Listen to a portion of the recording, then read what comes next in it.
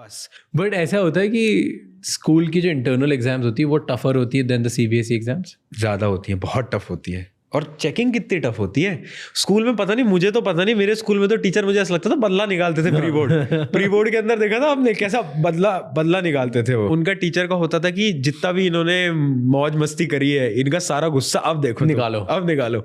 तो pre board के अंदर तो मार्क्स, या मे बी ऐसा लगता है टीचर्स ना जानबूझ के टफ होते हैं ताकि हम थोड़ा डर के पढ़ लें, राइट, और फिर बोर्ड्स में अच्छा कर दें। राइट। मतलब उनकी स्ट्रैटेजी होती है कि ये ऐसे तो नहीं पढ़ेगा, अगर इसको अभी कॉन्फिडेंस बढ़ दिया तो राइट, ये फेल हो उधर, इससे बेटर यहीं फेल करो। वो एक स्ट्रैटेजी होती है। बट मुझे ऐसा लगता है पर्सनल लेवल पे, जब स्टूडेंट्स में बात करता हूँ ना, ये स्ट्रैटेजी वर्क नहीं कर पा रही है। नहीं कर पा रही है क्योंकि वो बेचारे इतने डिमोटिवेट हो जाते हैं। क्योंकि आप उम्र समझो ना, आजकल वैसे ही इतने उनके जीवन में दुख हैं, और उनको आप एक दुख ये दे रहे हो कि उन्होंने प्रिपरेशन करी थी, तैयारी कर ली। जो नहीं पढ़ रहा है उसके नंबर कितने भी आए उसको वैसे भी फर्क नहीं पड़ रहा है, बट जो पढ़ रहा है और उसके 50% आते हैं, उसके लिए वो ट्रॉमा है, वो नहीं निकल पाता उस ट्रॉमा से बाहर। मैं देखता हूँ स्टूडेंट्स को, क्यों डरे हुए हो? क्योंकि उनके प्री बोर्ड खराब हो गए, प्री बोर्ड के अंदर मार्क्स कम आ गए। तो वो जो अच्छे पढ़ने वाले बच्चे हैं उनके साथ ये स्ट्रैटेजी तो बहुत बेकार जा रही है। ट्रू।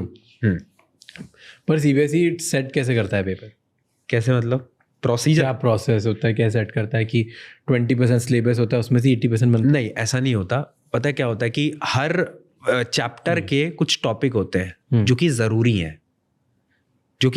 है पढ़ना। कुछ होता है थ्योरेटिकल, बहुत, जिनकी ज़्यादा नीड नहीं है। Okay. तो जब बोर्ड एग्जाम एक पेपर बनाएगा ना, तो उसे पता है कि इन चीज़ों की ज़्यादा नीड नहीं है, तो वो टॉपिक्स मेनली क्वेश्चन के अंदर नहीं फॉर्म करता कभी भी। वो होती है ना साइड थ्योरीज जो होती है कि हाँ, जो इसको सपोर्ट कर रही है आर्ग्यूमेंट को।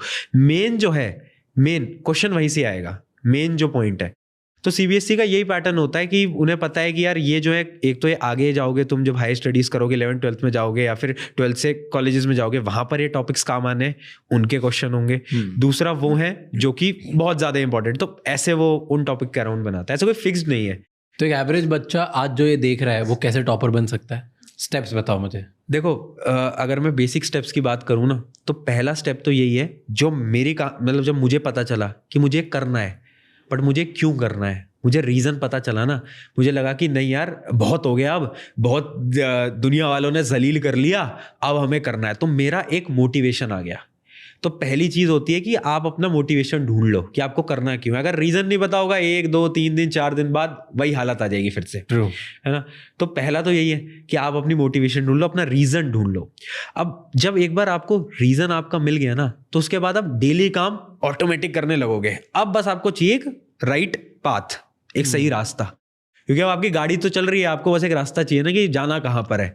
अब वो गाड़ी को सही डायरेक्शन पे ले जाने के लिए आपको ये चाहिए कि मतलब मेरे हिसाब से मेरे टाइम पे क्या वर्क करा, वो था सम ऑफ माय गुड फ्रेंड्स, कुछ दोस्त। क्या मतलब इसका?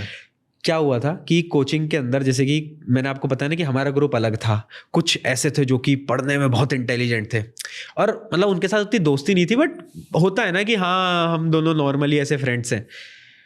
जब मैं सीरियस हुआ ना, मैं कोचिंग गया, मैं उन 2-3 लोग थे जो टॉपर होते हैं, है ना, जो घिसते रहते हैं उस टाइम पे, उनके सारे नोट्स कंप्लीट होते हैं, मैं उनके बगल में बैठ गया और मैं 4 दिन बैठा, बस 4 दिन, क्योंकि 4 दिन के बाद वो पीछे वाले तंग करने लग जाते हैं कि बस बहुत हो गया भाई, आजा।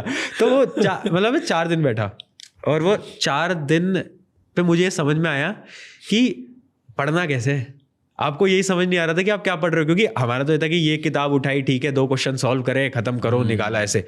बट बहुत डिफरेंट तरीके हैं, जो कि मतलब एक राइट पाथ मुझे पता चला मेरे एग्जाम के लिए। अब कोई अगर किसी और एग्जाम की तैयारी कर रहा है, उसको एक पाथ ढूंढना पड़ेगा ना कि कहाँ से पढ़ना है, कौन सी किताबें हैं, क्या एक पर्टिकुलर वे है उसको पढ़ने का।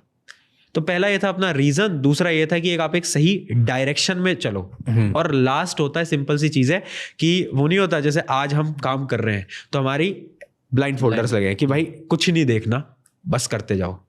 मैंने 12th में ये करा, मैंने सोचा कि अब कुछ नहीं करना, अब लोग बोलेंगे, बोल लेने दो, सबको बोलने दो कि ये तो पागल है, 3-3, 4-4 बजे तक कमरे की लाइट जल रही है, बोलने दो। अब करना है तो अब करते रहो, जैसे जितना हो रहा है उतना कर दो, बस। तो ऑब्सेशन बहुत जरूरी है। ऑब्सेशन, अगर आप एवरेज हो, क्योंकि आप वहां से उठ रहे हो ना जहां से मतलब माइनस से शुरू कर रहे हो, आप माइनस से शुरू कर रहे हो, अब आपको लगाना पड़ेगा ना, बहुत मेहनत करनी पड़ेगी। एक्स्ट्रा लाइफ में भी ऐसे ही है। बिल्कुल। ओके, एंड ये एपिसोड एंड तक देखने के लिए आपको पता है कि आपको 3 चीज़ें करनी है। नंबर 1, अभी के अभी हमें सब्सक्राइब कर लो, क्योंकि अगर हमने आपको कुछ भी इनसाइट्स दिए तो प्लीज़ आपका एक subscribe can help us a lot. Number 2, comment करके हमें बताओ कि और कौन से गेस्ट हैं जिनके साथ आप चाहते हैं कि हम पॉडकास्ट बनाएं, और उनसे क्या क्वेश्चंस पूछें ताकि हम आपके लिए और बेहतर एंड वैल्यूएबल इनसाइट्स ला सकें। एंड नंबर 3, ये एपिसोड किसी एक इंसान के साथ ज़रूर शेयर करना जिसकी लाइफ में कुछ एक नया सीखने को मिलेगा उसे इस एपिसोड से, क्योंकि एक कॉन्वर्जेशन इनफ होती है किसी की लाइफ का नज़रिया बदलने के लिए। I will see you next time, until then keep figuring out.